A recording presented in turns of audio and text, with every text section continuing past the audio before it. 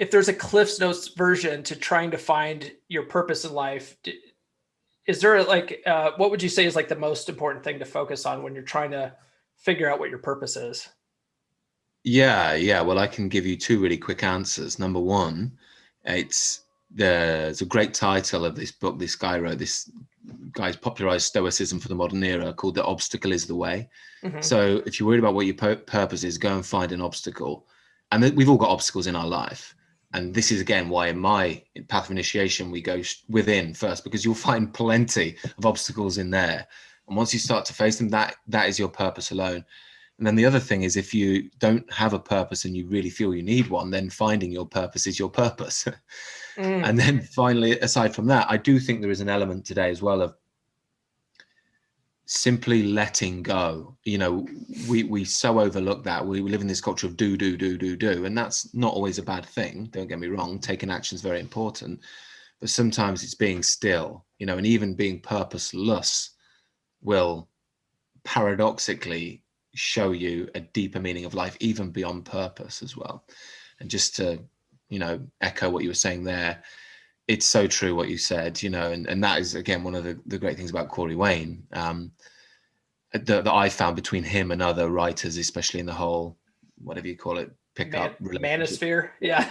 manosphere, yeah, that he's always been it's very much about building yourself as a man rather than creating a facsimile of a man to impress women. Mm-hmm. Yeah.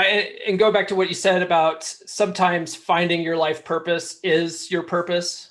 I always sort of look at the life's purpose thing as your life's purpose changes throughout your life. You know, like when I was younger, I would say that, you know, my purpose was to be a good father to my kids. It still is. But, you know, when they were first born, it was like, okay, this is my new purpose.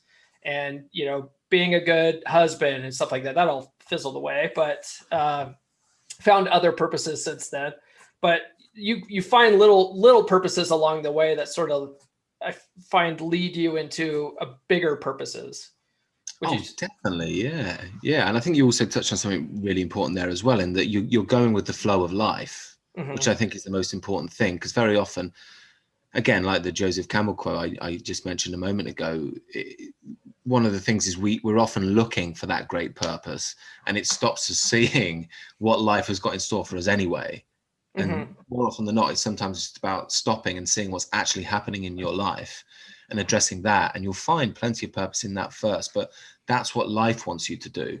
But very often, especially in this day and age, because there's so much sexy marketing around, and, you know, we all love the story of the kind of Michael Jordans of the world. But the reality is, in our own lives, it might look mundane, but once you go and actually start facing it, you build character in new ways. And as you say, the purpose will move and develop and change with you as well. Yeah, I agree with that.